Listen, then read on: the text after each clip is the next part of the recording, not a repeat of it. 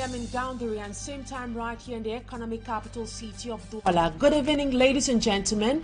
Thank you for joining me on today's edition of the 6 p.m. primetime newscast. First, our major stories. An 8-month-old baby has died with 2 other persons in a critical condition. They were involved in a fatal road accident that occurred in Bagante, a locality in the west region of Cameroon. And in Nangai Boko, it is a young lady who is beaten to death by a supposed lover. And in sports, participants of the 2023 University Games expected to kickstart tomorrow at the University of Gaundari decry poor accommodation and harsh climatic conditions of the area. On today's edition of the news, our reporter will tell us more on the preparedness of the university few hours to the launch of University Games. Those were our major stories. The news in full in few seconds.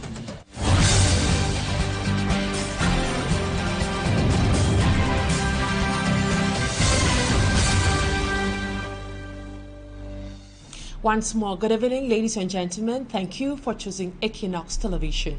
We begin with this news coming from the West region, where shock and consternation grips the population of Bagante, locality in the West region of Cameroon, following the death of an 8-month-old baby in a road accident. 2 commercial motorcycles coming from opposite directions collided, leading to the death of the 8-month-old baby with 2 passengers in a critical condition. We have details in this report done by Mala Glory. The 8-month-old baby and the mother were on board a motorbike when it hit another oncoming bike. As the result of the shock, the baby died on the spot, while the mother and others were severely injured. Eyewitness blamed the accident on the bad state of the road. We transported the victims to the hospital. There are no speed breaks on this road, and the bush along the roadside needs to be cleared. Among the victims was a 15-year-old student who was also badly injured. His parents are worried over his condition.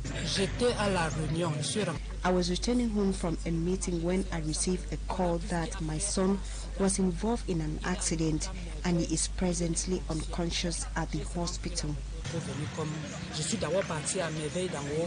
The mother of the baby who died was rushed to a nearby hospital alongside the other victims for urgent medical attention. Locals say accidents are frequent on this road stretch around the administrative headquarters of Bagante. They wish the local authorities add speed brakes and clear off the grass along the roadside so users can have a better view.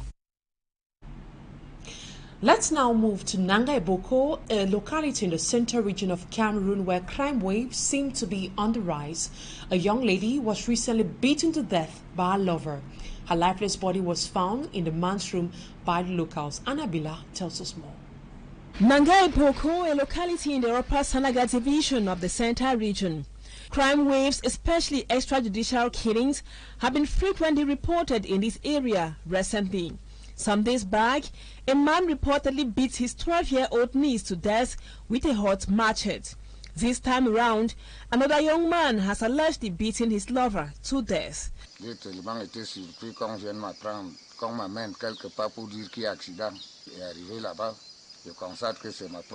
The victim, whose name we got as Miral Zanga, was found lying in her own pool of blood in her boyfriend's room.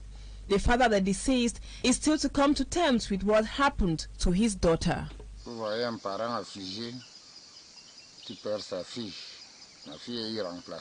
Being a traditional authority, he says the alleged criminal acted under the influence of hard drugs such as cocaine and marijuana.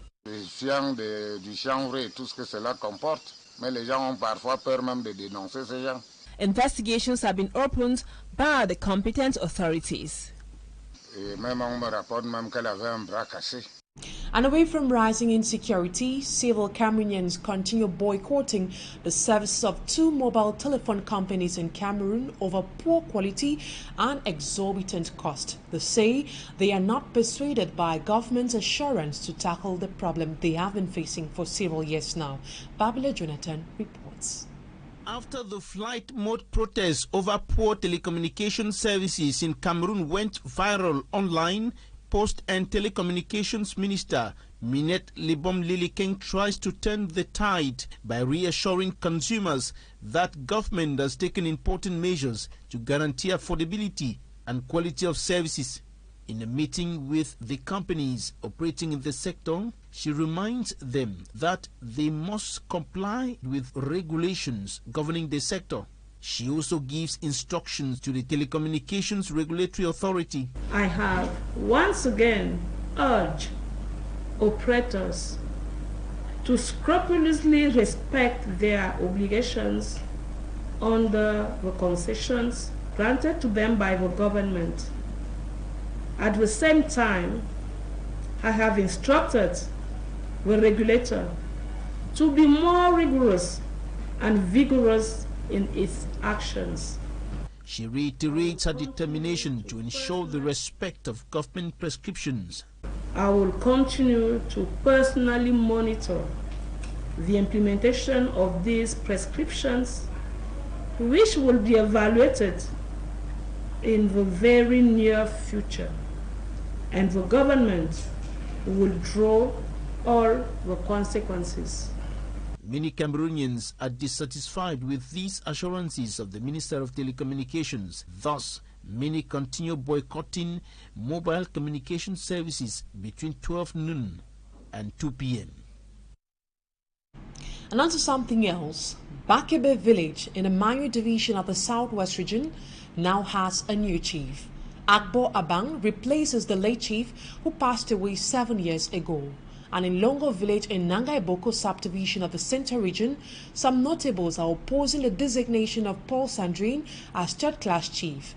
They are accusing administrative authorities for not respecting the customs of the people. Innocent Aze tells us more. The chief protocol in the Prime Minister's office, Agbo Ambang, is the new chief of Bakebe village that has been for 7 years without a leader. He was supported by 11 kingmakers out of the 13. 2 stood behind the son of the late chief, Prince Kima. Return of normalcy and development of the second-class chiefdom are the principal assignments. The new traditional ruler assures his subjects. We know the context in which we are today. The 2 keywords are peace and development. So we shall continue to work so that peace fully returns. Here in our village, Bakebe, is an emerging village. So I think the roadmap is right before me.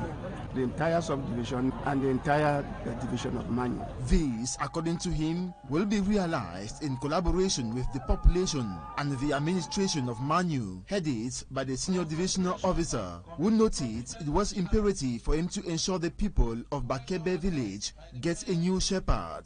Along the process, it was a long process, and today is the end of that process. I want to congratulate the populations for the enthusiasm, and more especially the second candidate who did not succeed but congratulated the new chief. This sign is a sign of unity, a sign of peace. After officially installing the new chief, the SDO urged him to go beyond bringing back peace and development. Not only peace should reign to this village, but also the school should go. You cannot talk about development without school, without students going to school. I would like to call upon the whole population, including those in the diaspora, to work in close collaboration with the new chief. If this coronation went on peacefully, it was not the case in Longo, in Nangaiboko, Center region, where the installation of Paul Sandrine Dono Kanga as third-class chief was contested by disgruntled natives who accused the administrative authorities of not having respected the customs of the people. Quand on dit chef de famille descendant de la chefferie, une femme se prononce et se dit chef de famille. Je me déclare vraiment perdu. Notables like Guy Ardabe Obama and Desiree Mesanga do not accept this designation of a woman as ruler of Longo because they were never consulted, pointing accusing finger at administrative authorities. Les enfants viennent lorsque leurs mentalités peut subvenir que les frères du défunt chef ne sont plus là, même s'il n'a pas laissé d'enfants. They have promised to write to the Ministry of Territorial Administration to ensure the chieftaincy designation principles are respected. But the administrative authorities on their part stressed the format is father to child. Majesté, je vous enjoins. After the installation of Sandrine as chief, the divisional officer of Nangae Boko tasked the new chief to unite the elites and population of Longo to tackle hygiene and sanitation, safety of the people and their properties, as well as dwell on infrastructural development. And now to our discovery page, popularly called by the people of Kum as Kati Kati, in English, huckleberry and cornflower, and pidgin, fufu corn and jamanjama. The meal has become one of the most solicited Cameroonian traditional delicacy. Have you been wondering how this meal is prepared? If that's the case, let's watch Juan Mary explain to us a step-by-step process of how it's prepared in this report done by AC Lucy Liengu. Good appetite in advance. Corn fufu and huckleberry, also known as jamanjama, with roasted chicken, popularly known as kati kati, is one of Cameroon's traditional dish. Fufu, corn and kati kati originates from the people of the northwest region of Cameroon, the Bafut, the Son, the Kom, the Bali people. Though this dish originates from this region, it is also consumed in other regions and even other countries due to its taste and attractiveness. Juan Mary, known as Mami Kati Kati, has been cooking fufu and kati kati for several years. She will be taking us through the process of cooking the delicious meal. Right away, we start with the process of cooking the vegetable, that is, the jamanjama. What then do we need? We are cooking jamanjama now in a modern way. We don't cook it simply. We put a bit of onions and tomato to get a good flavor. How do we go about it? Mami Kati Kati says, to get in time. So what jamanjama now and put. To maintain hygiene and sanitation, we need to wash and jamanjama thoroughly. After washing, we need to boil. How long is the boiling process? From the cooking to eat chop is 30 minutes. Jamanjama, when we put in the fire like this, we don't allow it to stay. Because when jamanjama stays in the fire, it will lose the taste, it will lose the color. So now, when you are eating, you don't feel the range of jamanjama.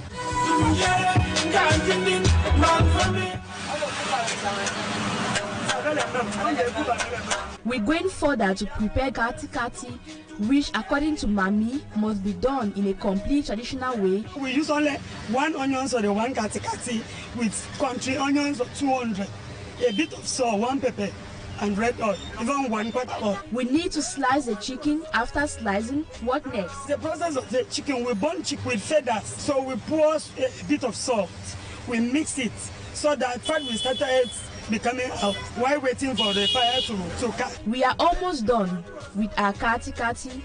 What next? Those ingredients, the country onions and onions, we will pour now in our chicken. We put a bit of salt and Maggi. We just add 1 pepper there with red oil to cover it. The kati kati will make at least 1 hour. It's strong firm. The last phrase is preparing our corn fufu, also called fufu corn. The water of the fufu is already boiling. Okay, as we don't sift our fufu again, we just use a bit of flour to make our ganjiri. She tells us that there is a particular way of pouring the flour to avoid having lumps. Wow, rising appetite, but our fufu is not ready.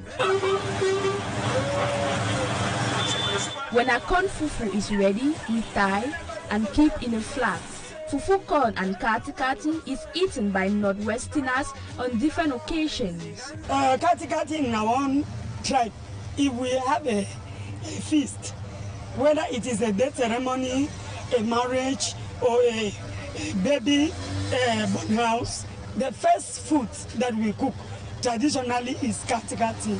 and vegetable.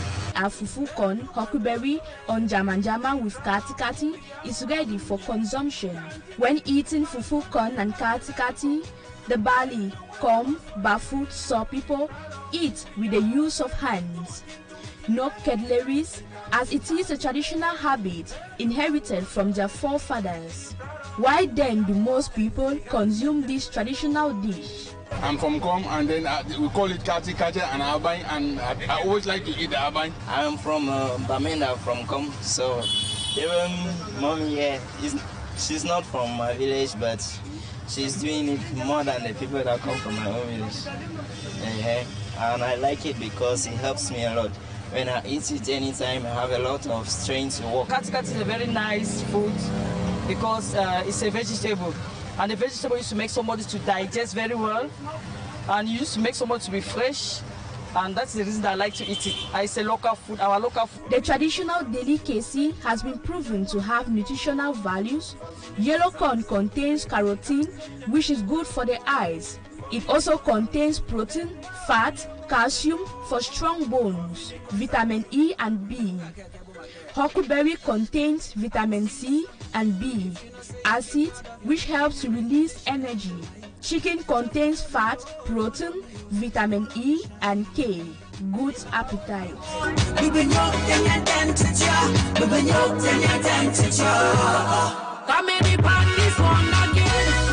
Thank you so much, Lucy, for that interesting report on Fufukon and Huckleberry.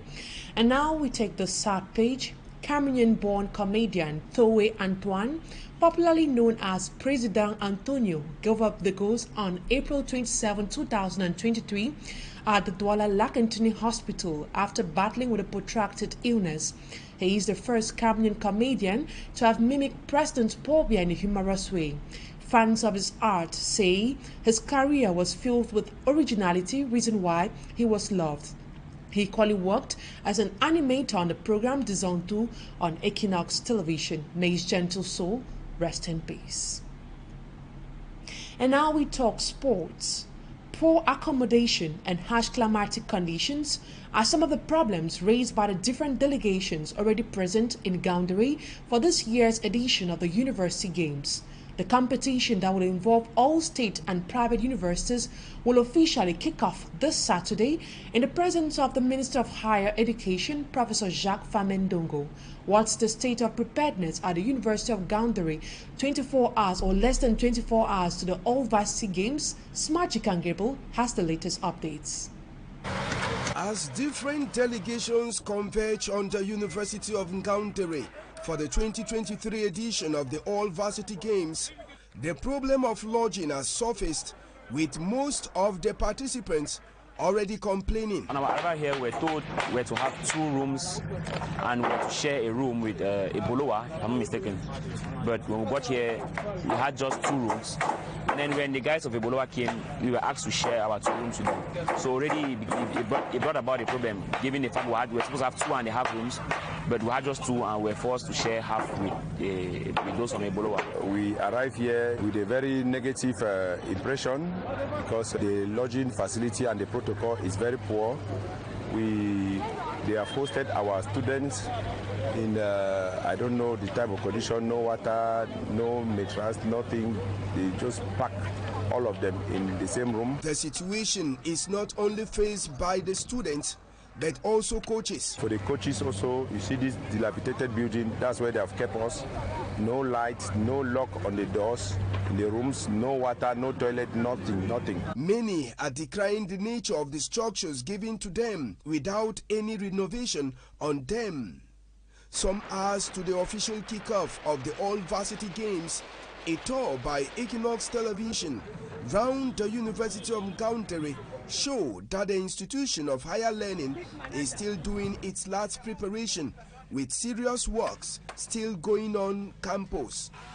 Around the volleyball and basketball courts alongside the table tennis competition ground, athletes were having training sessions.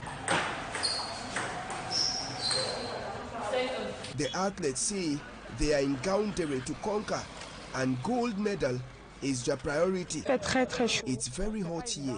we have come very determined to return with gold.